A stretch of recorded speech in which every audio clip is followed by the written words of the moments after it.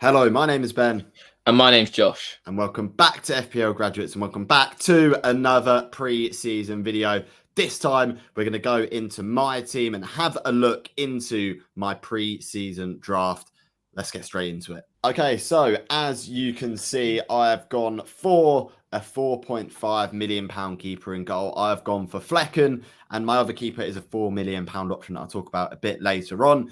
I really liked his stats in the Bundesliga last season. He saved a couple of penalties last year, had a good save percentage, and had a decent amount of shots come at him. And with Brentford as well, they are a team that concede a high volume of low quality chances. So it means that it enables Flecken to potentially rack up quite a few save points, and that boosts him up in the bonus point rankings. So if Brentford do keep a clean sheet, it's going to be likely that the Brentford keeper will get into the bonus points. Josh, what are your thoughts on Flecken as the keeper of choice? Yeah, I think for me, he's probably up there with one of the best 4.5 million goalkeepers you can choose right now. Obviously, there's reports of David Raya potentially moving to Bayern Munich. I think some way he will leave the club this summer, and that does open the door for Flecken. He's been promised first team minutes. I think he will get them. He had that preseason game against Fulham. Was a little bit maybe ropey there. Maybe could have saved some shots, which he let in. But I think, the more games he'll play, the more he'll get used to it and stuff like that. So, yeah, I think he's a good option. And that Brentford defence as well is a very solid defence to have a keeper from. Okay, so moving on into the defence. And now this hasn't really changed too much since my first initial draft, but I've kept with Trent Alexander-Arnold, Estepinian and Luke Shaw. Now we'll go into a little bit as to why I've picked them. Trent Alexander-Arnold, we know from the pre-season games that Liverpool played so far, he's been playing in a 6 role rather than the inverted fullback role. I don't think that's beneficial to his FPL points going forwards, but I also do think that with the likes of Henderson and Fabinho leaving and Liverpool having not brought someone else in to replace them as of yet, that's why Trent's playing in that position right now. I anticipate that going forwards, Liverpool will sign another sort of couple of central midfield players that can play in that position, and Trent will assume and continue in that inverted fullback role, which is a very much more attacking role than the 6, which is why I've kept it in. So it's going to be worth keeping an eye on Liverpool's incomings as well as how he's playing in pre-season, whether he's playing in the inverted fullback role or if he's sitting as a 6. Purvis in there as well from Brighton. His first fixtures to start season are delightful. He's one of the highest owned players in the game as well. And at 5 million, I do think there's some really, really good value there. And to be honest, there's good value in Brighton all over this year. We just know that their squad's going to be a bit bigger this year because they've got Europe, so there's potential rotation. So we just got to be a little bit more acutely aware of that. And then I've gone Luke Shaw. Now, I am very much tempted to go with Onana in goal and bring someone else in instead of Luke Shaw. But for now, he's staying just because I think, if Man United keep clean sheets early doors, yes, I said, Onana's going to have a higher pass percentage rate. But Luke Shaw going forwards, I really do like as well. And I think he's got high attacking upside and a bigger ceiling than any of the other United defenders. So that's why he's in there for now. It could, of course, change, but I do like the Luke Shaw pick. And I think it's becoming more and more differential as preseason goes on and could benefit the people who start him in game week 1. So, Josh, let's get your initial sort of reaction on Trent, Estepinian and Luke Shaw in my defence. Yeah, I think Trent is a really, really good option. I know, obviously, I don't have him myself, but that doesn't mean that I don't think he's a good player. Like you alluded to, he is obviously playing that 6. I don't think that's much of an issue, to be honest. They are looking to sign new players like Lavia. He's been linked heavily with Liverpool. Fabinho's move could fall through as well. So, there's going to be some options in that 6 role. I think he'll still get assists, attacking returns. It's just the clean sheets that put me off Liverpool. They've been so defensively frail for, the good part of a year or maybe even 2 years now that I think, that's what really doesn't benefit the £8 million price tag, because Trent's not going to offer the same attacking output as a Martinelli, for example. So that's why I personally wouldn't go with him at the moment. Not to say he's a bad asset, though. He's very good, and I can easily see him picking up some good hauls in the start of the season. Estupiñán, everyone has him. I think Brighton defence is decent. They've got really good fixtures, like you mentioned. And Luke Shaw is the interesting one for me. 5.5 million, so he's 0.5 more than Onana. As you mentioned, obviously, with Onana, could be getting more bonus points than him.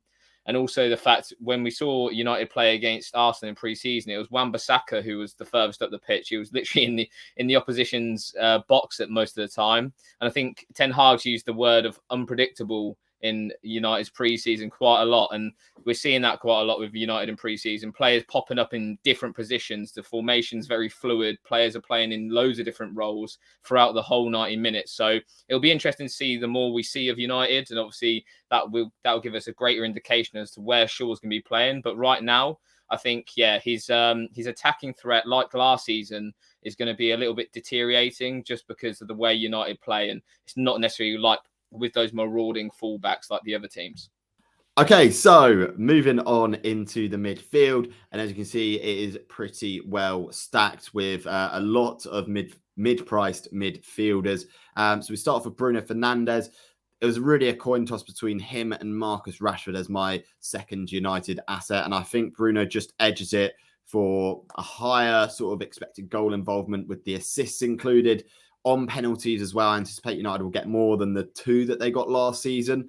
I think that was an anomaly in terms of the season of getting penalties for Manchester United.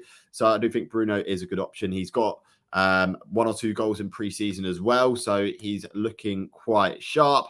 I've got Martinelli, who I think has gone a little bit under the radar in terms of Arsenal assets. A lot have gone for 1 defender and 1 midfielder, or sort of a midfielder and a forward. I think Martinelli holds value in that midfield for FPL. He's got that left wing spot on his own. He's pretty nailed in the Arsenal team. The first few fixtures are really, really good. I like the fixtures. And to be honest, you can easily move him on to anyone else if you so wish to. So I really don't mind Martinelli at all in there. I've kept Phil Foden for now in the team. Obviously, we know De Bruyne is coming back a little bit sooner and probably in time for game week 1 as well. I do anticipate Foden will still get minutes in that Man City's team, especially with the opening fixtures. I think a double or even a triple up on City with their really nice opening fixtures could be the play to go with here. So, I could be tempted to go with a City defender here as well. But Foden, I think, like we alluded to before, it's his make or break season, and I don't anticipate he's going to be happy sitting on the bench and being a bit part player under Pep Guardiola for another season. So I do think he's going to play a bit more of a bigger role going forward in this Man City team. We know De Bruyne has picked up injuries a lot more over the last couple of years, so he's not going to be relied on as much. And this is sort of the boots that Phil Foden has to step into. I've gone with Bukayo Saka. I think he's probably the most must-have midfielder in FPL. He's on penalties, not a rotation risk in an Arsenal team with great fixtures. Don't really need to say too much more about him. And finally, my last midfielder is Enciso of Brighton. Again, I want to have a double up on Brighton going into the first few games of the season, especially before Europa League rotation comes into play. And it's basically a case of who I think is going to start from the attacking players, whether it's Enciso, João Pedro, Solly March, Mitoma. There's a plethora of decent options at a decent price. At the moment, I've got Enciso. I think his expected goal involvements per 90 was so good in the minutes that he played. I think he's going to have a breakout season. And at 5.5, it's quite a nice option to have and relatively risk-free. That's a midfield, Josh. Probably a little bit different to yours. Is there any changes that you'd potentially make to that, or is that looking like a quite decent midfield? Yeah, no, I like the look of it. I've got 3 out of the 5 in Bruno, Martinelli, and Saka myself. I think they sort of pick themselves, really. Obviously, you could have Rashford, like you alluded to, but I think to be safe, you could just take Bruno with the pens. It's undecisive where Rashford will actually play this season, whether it will be out on the left or will it be up top. We've seen Sancho operate as the false 9 for United as well. So, yeah, I think this season maybe Rashford will be moved out left. Not saying that his goal involvements will drop too much because I think he's very deadly from that left-hand side, but you know what you get with Bruno, and we have seen Mount and Bruno together already. Bruno is way more advanced than Mount, so any thoughts of Mount being the more attacking one out of the 2 is sort of been put to bed, really. So he's a really good option. As you alluded to, Martinelli, very under the radar. A lot going for Jesus over Martinelli. Obviously, remember that the midfielders do get more points for the goals than the forwards. And Martinelli scored a hell of a lot of goals last season.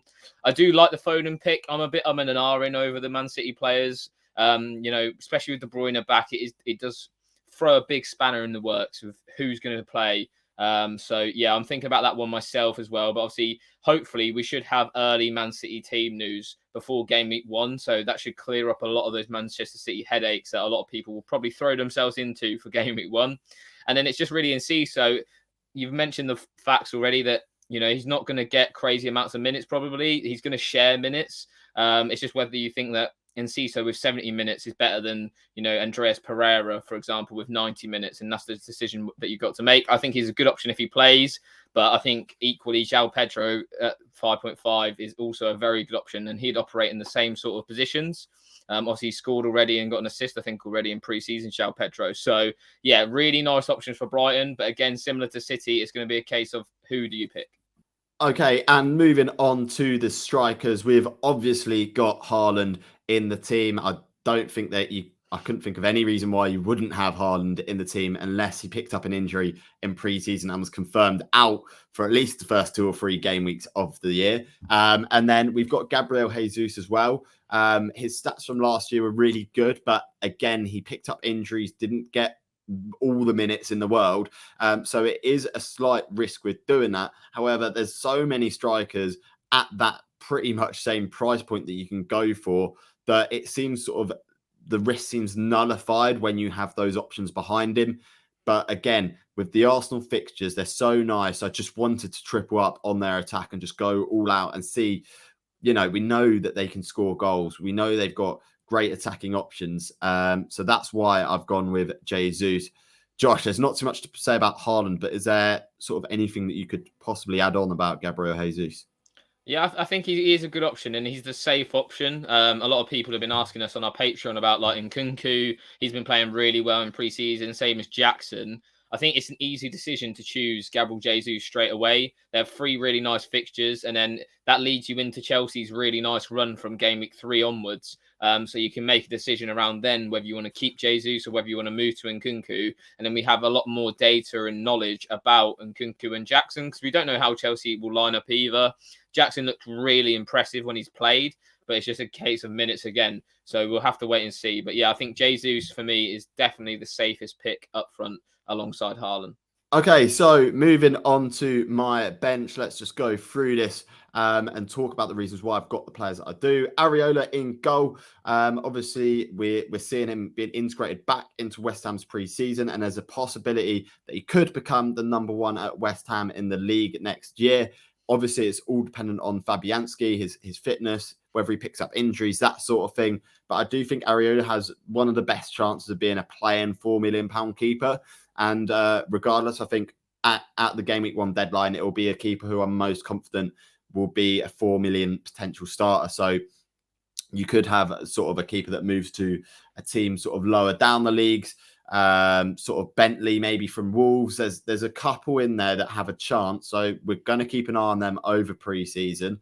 Then moving on to our defenders, I've gone with Matty Cash as my backup defender in case someone like Enciso doesn't play. I do like Aston Villa. Obviously, they've signed a lot of really good players, and I think they're going to be a team to watch out for this year, especially going forwards. I think their attack's actually probably going to be better than their defence this year. They seem to be sort of quite a high pressing, high intensity team in pre-season. So let's see how that continues. And Cash at 4.5 with sort of somewhat limited sort of other players in his position at Aston Villa. So I think his minutes are quite safe at the moment. Obviously, that could change if they sign someone. We've gone with Baldock from Sheffield United. To be honest, this could be any £4 million defender. Again, it will be the most likely player who I think is going to start most of the minutes going into game week 1, and probably not the highest owned one either. I'm sort of acutely aware that if I do bring in someone like this, I don't sort of play him week in, week out, and the higher owned ones could lose value compared to someone like Baldock, who's a little bit lower owned. And then the forward is Archer. We've seen Villa really only have a couple of options up front with Watkins and Archer, and Archer's played quite a few minutes in pre-season. So I do see him getting a chance in that Villa team, especially now they've got European football as well. I think Watkins will play a lot in Europe for the important games. And then in the Premier League, Archer could be rotated in and get a few minutes. So that's why he's my forward at the moment. Like I said, there are a couple of other 4.5s that if they get a move to another club, or if an injury happens up top in one of these other teams, they could get the call up. But for now, I think Archer is the most likely out of the 4.5s. Josh, let's hear your thoughts on the final players. Yeah, Areola sort of picks himself, doesn't he? I think everyone has him at the moment. Matty Cash is interesting. I've actually gone sort of off maybe the Aston Villa defence a little bit after seeing how high they're playing, not knowing really who they're starting, especially at centre half. And also they do have Europe game week 3 and 4. So they get into Europe pretty early because they have to play the qualifying round. So it sort of swayed my mind a little bit. There are a few other options like you alluded to as well with the 4.5 million defenders. There's quite a plethora actually. You know, Levi Colwill sort of emerged as an option for Chelsea. Now that we know he's probably going to stay there, he's a decent option to have on the bench as well. And like you alluded to with the 4 millions, there's a lot of options there as well. We're seeing more and more emerge as the weeks go on. Luton just signed Kabore on loan from Manchester City, who's quite an offensive fullback. So we'll wait and see if he's going to be, you know, starting for starters, and then if he'll be able to get any attacking returns in that Luton team. And then, yeah, like you said, Archer, I think I'd agree with you saying that he probably is the most likely to play at the moment. It's just, again, whether you want them playing, because third choice on your bench, you're going to have to be pretty unlucky to get some injuries or mishaps for him to be coming on into your team. So, yeah, it's going to be interesting, that 4.5 million striker slot. Okay, so that rounds up my team reveal, my current team reveal ahead of game week 1. There's still plenty of preseason games to go. And yeah, it's going to be interesting how this draft sort of changes and evolves over the next couple of weeks. Yeah, it definitely will be. Let us know what your teams are looking like in the comments down below. We try and respond to every one of you guys in the comments. So make sure you leave your teams, what players you're thinking about in the comments. And as always, please remember to like, comment and subscribe. And as per usual, I've been Ben. I've been Josh. And we'll see you guys later.